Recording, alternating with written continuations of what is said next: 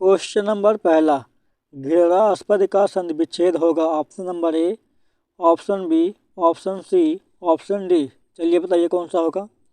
इसका उत्तर हो जाएगा ऑप्शन नंबर डी, घेरा धन आस्पद। ठीक है। अगला क्वेश्चन, कौन सा विशेषण गोपाल दास नीरज के लिए उपयुक्त नहीं है। ऑप्शन नंबर ए गीतकार, बी संगीतकार, सी रचनाकार, डी कवि। चलिए बताइए कौन सा होगा। इसका हो जाएगा उत्तर आपका संगीतकार। चलिए अगला क्वेश्चन, एक ही वाद्य यंत्र से कोमल और कठोर ध्वनि निकलना किस पर निर्भर करता है। वाद्य यंत्र बजाने वाले की कला पर, श्रोता की रुचि पर, हल्के या तेज आघात पर। तो इसका उत्तर हो जाएगा हल्के या आघात पर। चलिए अगला क्वेश्चन, कर्ण प्रिय ध्वनि का आशय है। ऑप्शन नंबर पहला, कानों पर प्रिय, कानों में प्रिय, कानों को प्रिय, कानों से प्रिय। तो उत्तर हो जाएगा इसका कानों को प्रिय, ऑप्शन नंबर सी। चलिए अगला क्वेश्चन, जीवन के साथ सितार की तुलना किस लिए की गई है। पहला, तुलना ही असंगत है। दूसरा, जीवन सितार की भांति संगीतमय होना चाहिए। सी, सितार बजाने के भांति जीने का भी एक सलीका होता है, जीवन तो सुरीला ही होता है। चलिए बताइए इसका उत्तर बताइए कौन सा होगा। इसका हो जाएगा सी। ठीक है, सितार बजाने के भांति जीने का भी एक सलीका होता है। चलिए अगला क्वेश्चन, हम जैसा करते हैं वैसा पाते हैं यह समझाने के लिए लेखक ने किसका उदाहरण दिया है। अनुशासन, सितार, आघात का या गोंच का। चलिए बताइए छठवां नंबर। तो इसका उत्तर हो जाएगा आपका ये सी, आघात का। चलिए अगला उत्तर प्रश्न, प्रत्यय की दृष्टि से उस शब्द को पहचानिए जो शेष शब्दों से भिन्न है। कठोरता, कोमलता, निकलता, सार्थकता। चलिए बताइए कौन सा होगा इसका। इसका उत्तर हो जाएगा आपका ऑप्शन नंबर सी, निकलता, क्योंकि ये अलग है। चलिए अगला देखिए क्वेश्चन, यदि कोई अच्छा शब्द या वाक्य बोलते हैं तो डैश डैश की क्रमवाच में रचना होगी। पहला, यदि कोई अच्छा शब्द या वाक्य बोलते रहेंगे तो डैश डैश। यदि कोई अच्छा शब्द या वाक्य बोले तो डैश डैश। यदि कोई अच्छा शब्द या वाक्य बोला जाए तो डैश डैश। यदि कोई अच्छा शब्द या वाक्य बोलेंगे तो इसका उत्तर हो जाएगा ऑप्शन नंबर सी, यदि कोई अच्छा शब्द या वाक्य बोले जाएं तो। चलिए अगला क्वेश्चन देखिए, रचना की दृष्टि से शेष से भिन्न शब्द को अलग करिए। ऑप्शन नंबर पहला, वास्तविक, मालिक, वैचारिक, वैधानिक। चलिए बताइए कौन सा है ये अलग पूछा है। रचना की दृष्टि से शेष से भिन्न शब्द को अलग कीजिए। इसमें हो जाएगा ऑप्शन नंबर बी, मालिक। चलिए अगला क्वेश्चन, शरीर को नाश्वर कहा जाता है क्योंकि। शरीर को नाश्वर कहा जाता है क्योंकि छोटा होता है, अत्यल्प होता है, अल्पायु होता है या नाशवान होता है। तो इसका उत्तर हो जाएगा नाशवान होता है। चलिए अगला क्वेश्चन देखिए। चलिए अगला क्वेश्चन, लोग हमें तभी याद करेंगे जब हम वैचारिक उन्नति करेंगे, नाशवान शरीर की त्याग करेंगे, वास्तविक ज्ञान अर्जित करेंगे, निस्वार्थ भाव से सेवा करेंगे। तो इसका उत्तर हो जाएगा निस्वार्थ भाव से सेवा करेंगे, लास्ट वाला डी पार्ट। चलिए अगला क्वेश्चन 12वां नंबर, जीवन का श्रेष्ठ उद्देश्य किसे बताया गया है। पहला, रचनात्मक, दूसरा शिक्षा, सी तप, डी त्याग। तो इसका उत्तर हो जाएगा आपका त्याग, लास्ट वाला ऑप्शन। चलिए अगला क्वेश्चन, त्याग के योग व्यक्तित्व प्राप्त करने के लिए आवश्यक है। सद्गुणों की प्राप्ति, असाधारण रचनात्मक, साधारण पात्रता, सर्वोच्च मानवीयता। चलिए इसका उत्तर बताइए 13वें नंबर का। 13वें नंबर का बताइए चलो क्या हो जाएगा। असाधारण रचनात्मक, ऑप्शन नंबर बी। चलिए अगला क्वेश्चन देखिए, आध्यात्मिक अनुभवों से लैस होना होगा। इसका उत्तर बताइए क्या होगा। सतर्क, सज्जित, पूर्ण या रिक्त। तो इसका उत्तर क्या हो जाएगा ऑप्शन नंबर बी, सज्जित। ठीक है।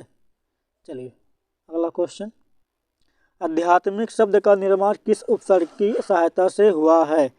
आध्य, बी आ, सी अधि और डी आधि। तो बताइए 15वें नंबर का कौन सा हो जाएगा। ऑप्शन नंबर डी, आधि। चलिए अगला क्वेश्चन, प्राथमिक स्तर पर बच्चों की सहज और स्वाभाविक मौखिक अभिव्यक्ति में सबसे कम महत्वपूर्ण है। ऑप्शन नंबर पहला मौलिक विचार, अस्पष्टता, शुद्ध उच्चारण, बोलने में आत्मविश्वास। चलिए बताइए 16वां नंबर। तो 16वां नंबर का हो जाएगा शुद्ध उच्चारण। चलिए अगला क्वेश्चन, प्राथमिक स्तर पर बच्चों का भाषा विकास सर्वाधिक रूप से निर्भर करता है। प्राथमिक स्तर पर बच्चों का भाषा विकास सर्वाधिक रूप से निर्भर करता है समृद्ध भाषिक परिवेश पर, भाषा के व्याकरण पर, भाषा के कठोर आकलन पर, भाषा के पाठ्य पुस्तक पर। चलिए बताइए क्या हो जाएगा इसका। तो इसका उत्तर हो जाएगा ऑप्शन नंबर ए, समृद्ध भाषिक परिवेश पर। चलिए अगला क्वेश्चन, डैश डैश वाले बच्चों को मुख्यतः लिखने में कठिनाई का सामना करना पड़ता है। चलिए बताइए इसका क्या होगा।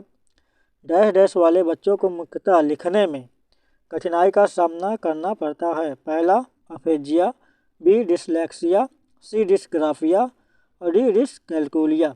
इसका उत्तर हो जाएगा आपका ऑप्शन नंबर सी डिस्ग्राफिया। चलिए अगला क्वेश्चन, प्राथमिक स्तर पर भाषा शिक्षण का उद्देश्य है। प्राथमिक स्तर पर भाषा शिक्षण का उद्देश्य है पठन के द्वारा ज्ञान अर्जन एवं आनंद प्राप्ति में सामर्थ्य बनाना, विभिन्न साहित्यिक विधाओं की रचना और रचनाकारों के नाम याद करना, विशेष सामग्री के पाठ माध्यम से केवल कठिन शब्दों को अर्थ निकालना, ये तो हो नहीं सकता। दूसरे के विचारों को शब्दांश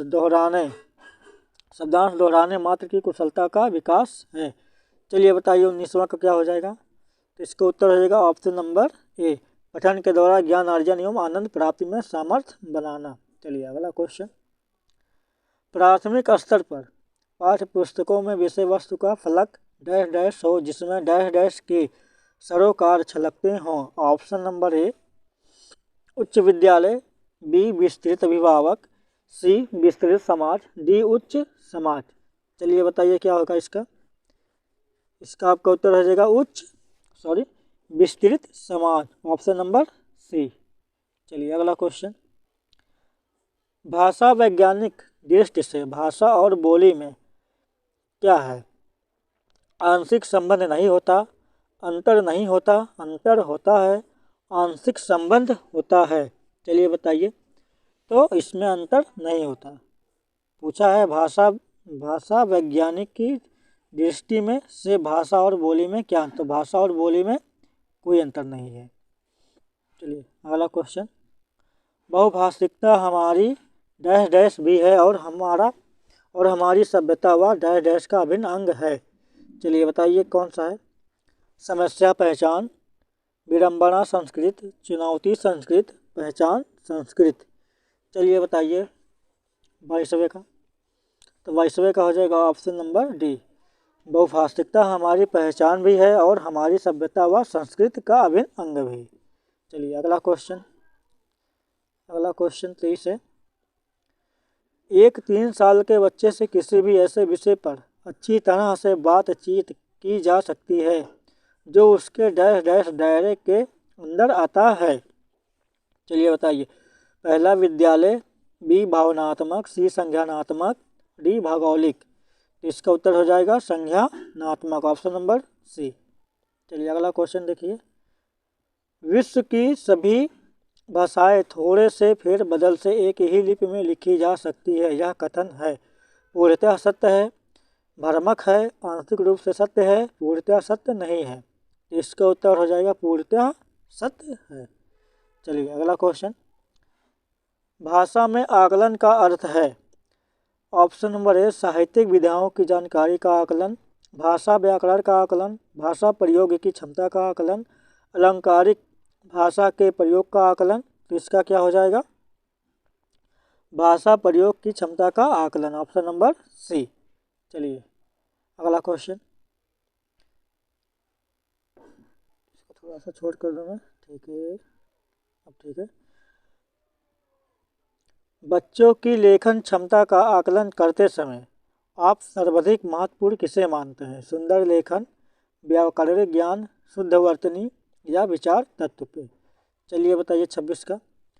तो इसका उत्तर हो जाएगा ऑप्शन नंबर डी, विचार तत्व का। चलिए 27 नंबर देखिए। बच्चे अपने जन्मजात भाषा अर्जन क्षमता के सहारे परिवेश में मौजूद भाषा अर्जित करते हैं। पहला, भाषा नियमों में विस्तार को, भाषा अनुकरण करने को, समृद्ध भाषा परिवेश को, भाषा नियमों में परिवर्तन। इसमें उत्तर हो जाएगा आपका भाषा अनुकरण करने को, ऑप्शन नंबर बी। चलिए अगला क्वेश्चन। प्राथमिक स्तर पर भाषा कौशलों का विकास है, कठिन है, साधन है, साध्य है, संभव नहीं है। तो इसका उत्तर हो जाएगा ऑप्शन नंबर सी, साध्य है। चलिए अगला क्वेश्चन देखिए। प्राथमिक स्तर पर बच्चों की मौखिक अभिव्यक्ति का विकास करने की दृष्टि से सर्वाधिक महत्वपूर्ण गतिविधि है। पहला, कहानी सुनकर शब्द लिखना, कहानी सुनकर उसे अपनी भाषा में लिखना, कहानी को ज्यों का त्यों दोहराना, कहानी सुनकर चित्र बनाना। चलिए इसका बताइए क्या होगा। तो इसका उत्तर हो जाएगा आपका कहानी सुनकर उसे अपनी भाषा में लिखना। चलिए अगला क्वेश्चन देखिए और लास्ट क्वेश्चन। पहली कक्षा में पढ़ने वाली रोशनी लिखते समय अपनी मातृभाषा के शब्दों का प्रयोग करती है। भाषा शिक्षक के रूप में आप क्या करेंगे। पहला, मातृभाषा वाले शब्दों को स्वीकार करेंगे, रोशनी को समझाएंगे कि यह गलत है, मातृभाषा वाले शब्दों पर लाल मेरा लगाएंगे, मातृभाषा वाले शब्दों पर लाल घेरा, यहाँ पे घेरा होगा, यहाँ पे घेरा होगा, ठीक है, लाल घेरा लगाएंगे। ऑप्शन नंबर डी, मातृभाषा वाले शब्दों का हिंदी में अनुवाद करेंगे। तो इसका उत्तर हो जाएगा मातृभाषा वाले शब्दों को स्वीकार करेंगे, ऑप्शन नंबर पहला।